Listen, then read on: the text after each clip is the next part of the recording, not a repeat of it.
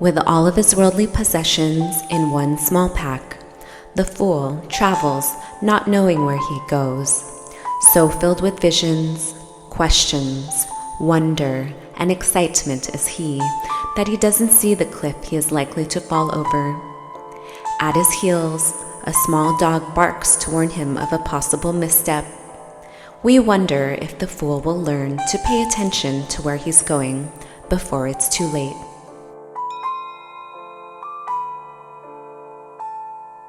Traveling on his way, the fool encounters an alchemist, skillful, self-confident, a powerful magus with an infinite halo floating above his head. The fool, mesmerized, hands over his bundled pack and stick to the alchemist. Raising his hand to the heaven, pointing finger to the earth, the alchemist calls on all powers. Magically, the cloth of all the pack unfolds upon the table, revealing its contents. To the fool's eyes, it is as if the alchemist had created the future with a word. All the directions he can take are laid out before him. With these tools, the fool can create anything, make anything of his life.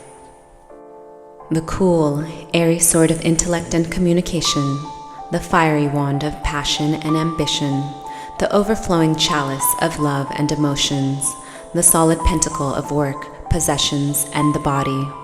We can only wonder if the alchemist created the tools or if they were already in the pack.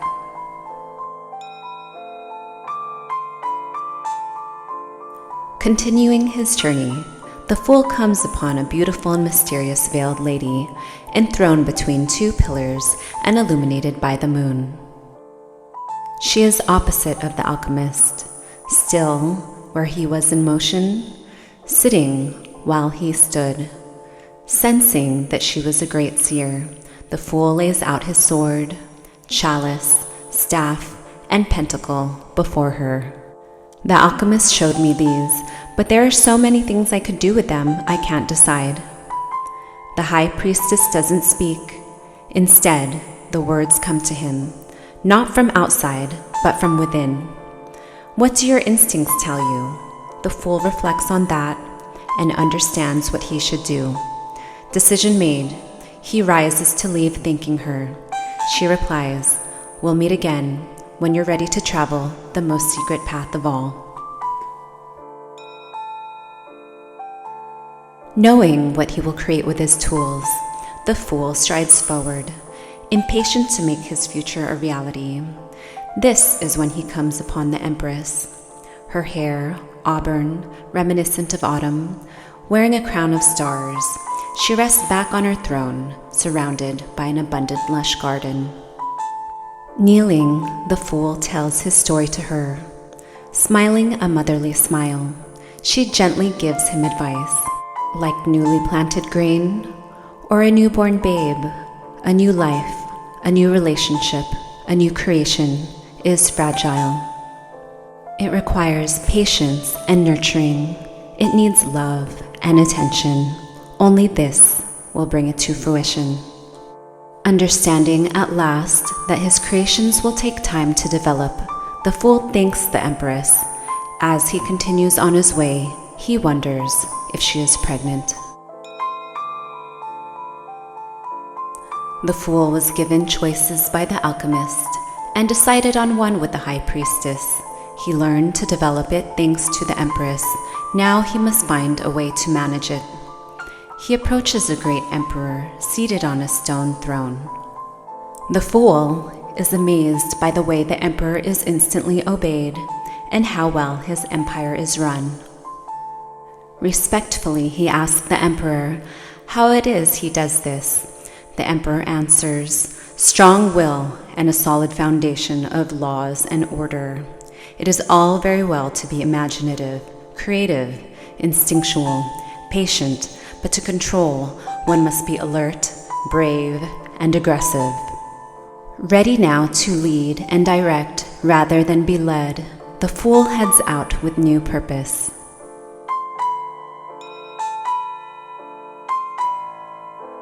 Having created a solid foundation on which to build his future, The fool is struck with sudden fear. In a panic, he heads into a temple where he finds the Hierophant, a wise and holy man. The fool tells the Hierophant his fears and asks for guidance. The Hierophant says, either give up that which you fear to lose, so it no longer holds any power over you, or consider what you will still have if your fear comes to pass.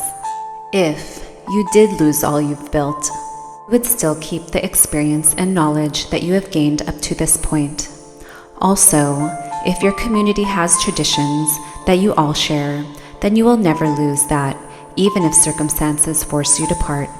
You can even pass such traditions onto your children and their children, connecting them with the past generations.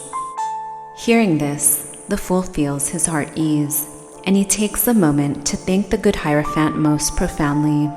Stepping out of the sanctuary, he makes his way to meet his friends. The fool comes to the crossroad, knowing exactly where he wants to go and what he wants to do. A flowering tree marks the path he wants to take, the one he's been planning on taking. But standing before a fruit tree, marking the other path, is a woman. The fool has met and had relationships with women before, some far more beautiful and alluring, but she is different. Seeing her, he feels as though he's just been shot in the heart with Cupid's arrow. It is clear that she feels the same way about him. It is as if an angel above had introduced their souls to each other. Though it was his plan to follow the flowering tree, the fool knows he dare not leave her behind. Like the fruit tree, she will fulfill him. She is his future. He chooses her, and together they head down a whole new road.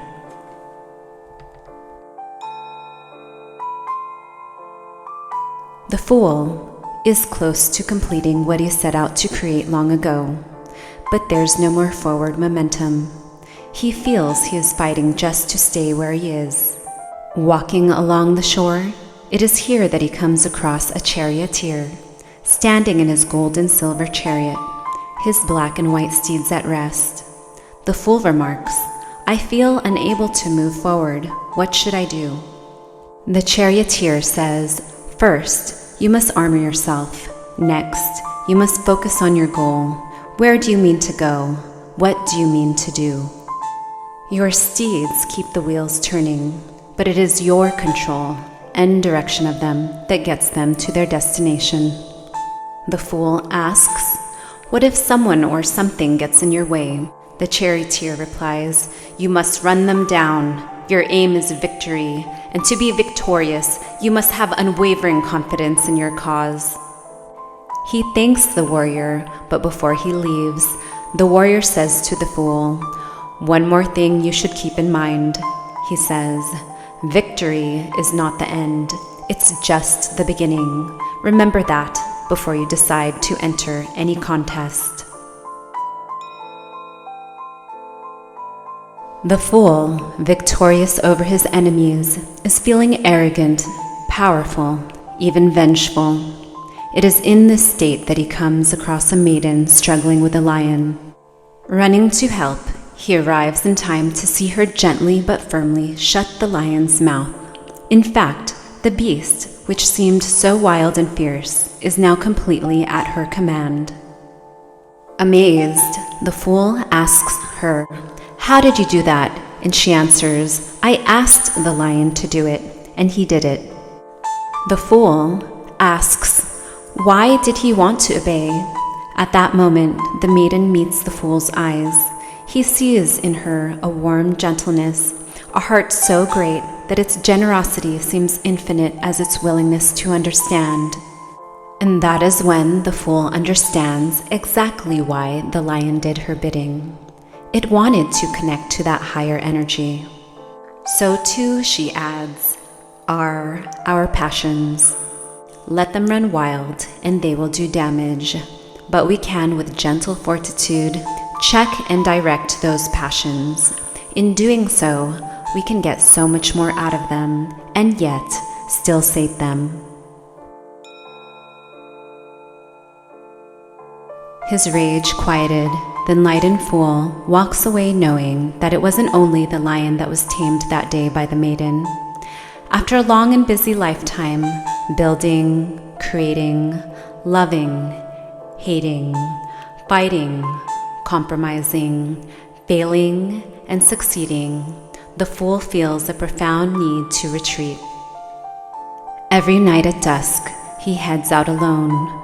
Traveling across the bare autumnal landscape, he carries only a staff and a lantern. It is during these restless walks, from dusk till dawn, that his lantern illuminates animals, insects, flowers, and plants that only appears by moon or starlight. As these secret corners of the world are explored by him, he feels that he is also illuminating hidden areas of his mind. In a way, he has become the fool again. As in the beginning, he goes wherever inspiration leads him. The hermit staff leans out before him now, not behind, and it carries the lantern, not a pack. The hermit is like the lantern, illuminated from within by all that he is, capable of penetrating the darkness.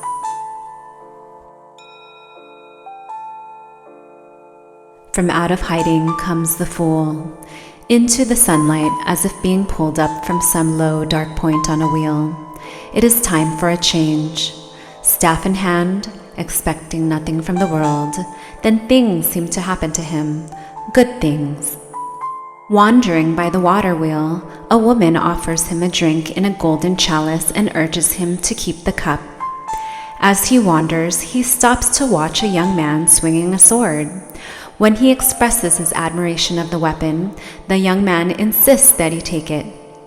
When he comes upon a rich merchant sitting in a wagon, the man hands him a bag of money. It is as if everything good he had ever did in his life is being paid back to him threefold.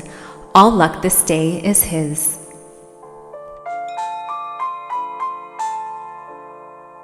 The fool, looking for a new path, sits uncertain at a crossroads.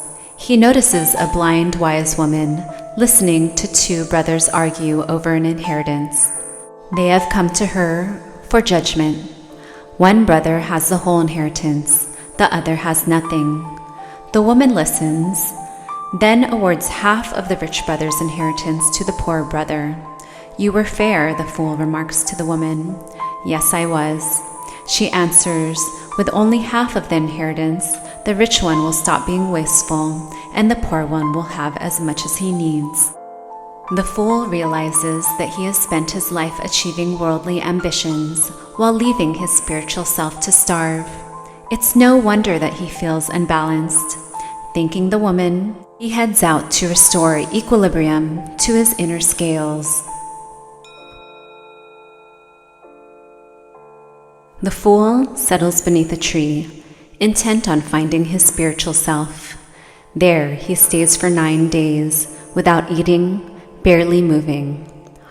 On the 9th day, with no conscious thought of why, he climbs the tree and dangles from the branch upside down like a child. For a moment, he surrenders all that he is, wants, knows, and cares about. Coins fall from his pockets, and as he gazes down on them, he sees them not as money, but only round bits of metal. He feels that his perspective of the world has completely changed him, that this inverted position has allowed him to see between the physical and spiritual world. Timeless as this moment of clarity seems, he realizes that it will not last. Very soon, he must right himself, but when he does, things will be different. He will have to act on what he has learned. Leaving the tree from where he hung, the fool moves towards a fallow field. The air is cold and wintry, the trees bare. Before him, he sees a skeleton in black armor, mounted on a white horse. He recognizes it as death, and it stops before him. He asks, "Have I died?" Death answers yes in a way. You have sacrificed your old world, your old self. Both are dead and gone. Death replies, mourning is natural, and you must deal with your loss before you can accept anything new. Keep in mind that old leaves must wither and fly away from a tree's branches, leaving them bare before new green leaves can appear. As death rides away, he understands how all great transformations start, by removing everything so that something new has room to grow. The Fool begins to wonder if he will finally find the new spirituality he's after. It occurs to him that so far he's been dealing with opposites. It is at this point that he comes upon a winged figure standing with one foot on a brook, the other on a rock. The Fool sees that the angel was mixing water and fire, blending them together into a completely different substance. "How can you mix water and fire?" the Fool finally whispers. The angel answers, "You must have the right vessels and use the right proportions." The Fool asks, "Can this be done with all opposites?" "Indeed," the angel replies, "any opposites, fire and water, man and woman, can be made into a unified third. It is only a lack of will, a disbelief in the possibility, that keeps opposites opposite." The Fool begins to understand that he is the one who is keeping his universe at odds, material world and spiritual world separate. In him, the two could merge. The Fool comes to the foot of the mountain, where a creature, half goat, half god, reigns. At his hooves, naked people engage in every indulgence imaginable: sex, drugs, food, drink. The closer the Fool gets, the more he feels his own desires rising in him. "I have given up all such desires," he yells at the devil. He is sure that this is a test of his new spirituality, where he must prove that the temptations of the material world cannot sway him. The devil responds, "All I am doing is bringing out what is already in you. Such feelings are nothing to fear, nothing to be ashamed of, or even avoid.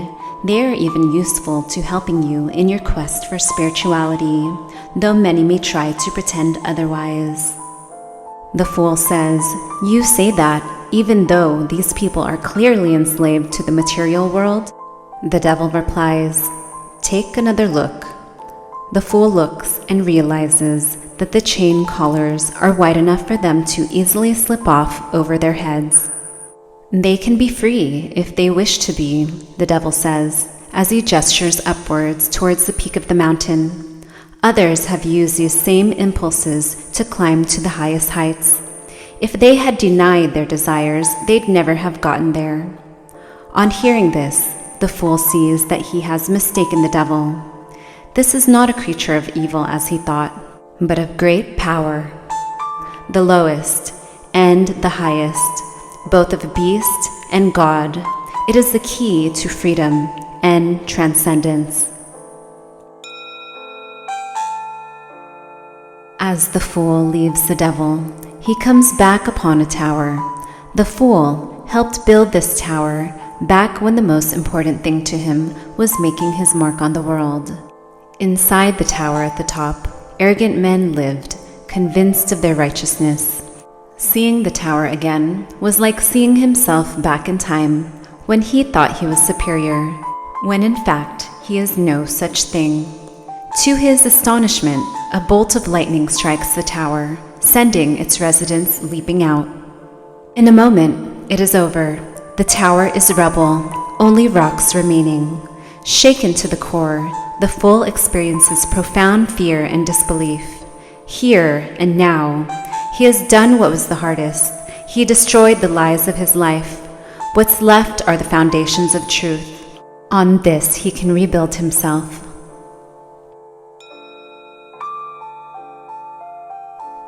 Where the tower once stood, the Fool sits on the cold stones and gazes up at the night sky, wishing for some guidance. That's when he notices a beautiful being with 2 water urns, kneeling by a pool of water illuminated with reflected starlight. They empty the urns, one into the pool, one into the thirsty ground. "What are you doing?" he asked. They look up at him. "I am refilling this pool so that those who are thirsty may drink, and I am watering the earth so that more fruit trees will grow and feed those who are hungry. Come sate your hunger and quench your thirst." The fool eats some fruit from the tree, then kneels by them and drinks from the pool. Both help to heal his wounded heart. Looking up at the stars, the being says, "If you keep one in sight, it can guide you to your destination, no matter how far away it is. Follow your star and have hope." For the first time, he has a guiding light to show him the way. Distant as it is, it restores his faith. Following the star, the fool travels through the night. The full moon rises, illuminating for him a watery path. He passes under the moon, between two ancient pillars. When he was in the presence of the High Priestess, he saw hints of this dark land through the sheer veil draped behind her throne. As he hung from the tree, he felt himself between the physical world and this one. Here are the mysteries he sought, the darkest mysteries, ones that have to do with the most primal and ancient powers. The path the fool was walking is now a river, and he stands hip deep in the water. The fool realizes that he has only two choices. He can lose himself in this illusion, or he can get into the boat and trust himself into the river and the moon. The powers of the unconscious will at least take him somewhere. As the waters sweep him away, moonlight shows him his path, and he feels the High Priestess's approving eyes. The fool wakes up at dawn to find that the river has deposited him in a serene pool. A child's laughter attracts his attention, and he sees the little boy on a small white pony into the garden. "Come," says the little boy, leaping off the pony. "Come see." The child proceeds to take the fool's hand and ask questions of the fool, simple but profound ones, like, "Why is the sky blue?" At one point, the fool stops, blinking up at the sun, so large and golden overhead, and he finds himself smiling, wider and brighter than he has in a very long time. This is the first time that he has been simply and purely happy. His mind feels illuminated, his soul light, and it's all thanks to this child with his simple questions, games, and songs. "Who are you?" the fool asks the child at last. The child smiles at this and says, "I am the new you."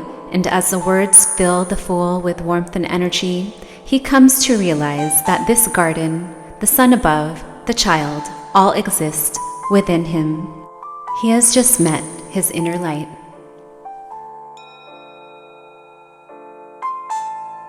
As the fool leaves the garden, he feels that he is near the end of his journey. He gazes up and sees above him a fiery angel, beautiful and terrible. The angelic figure confirms, "You have only one last step in your journey. You cannot take that step until you lay your past to rest." The fool responds, "Lay it to rest? I thought I left it behind, all of it." The angel observes, "There is no way to leave the past behind. Each step wears down the shoe just a bit, and so shapes the next step you take, and the next, and the next. Your past is always under your feet. You cannot hide from it, run from it, or rid yourself of it. You can face it and come to terms with it. Are you willing to do that?" The angel hands the fool a small trumpet. The fool knows that there are memories he has a hard time looking back on, as they make him feel guilty, ashamed, or angry. He blows the trumpet. The earth cracks open under the fool's feet, and the spirits of his past selves rise up. They were him once upon a time, but not now. Even as he realizes this, he finds himself forgiving those past selves, and in turn, that they forgive him for ignoring the lessons they had to teach him. As he reaches an understanding with them, they start to rise up and float away, vanishing into the sky. He is free of ill feelings, reborn, and living in the present.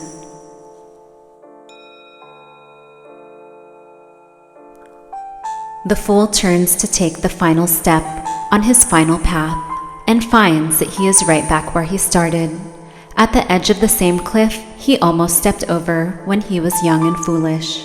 Now he sees that while he thought he could separate body and mind, in the end it is all about the self, mind, body, past, future, the individual, and the world, all one, including the Fool and the Mystic, who are both doorways to the secrets of the universe. With a knowing smile, the Fool takes that final step right off the cliff and soars, higher and higher, until the whole world is his to see. There he dances, surrounded by the stars, at one with the universe, ending in a sense where he began, beginning again.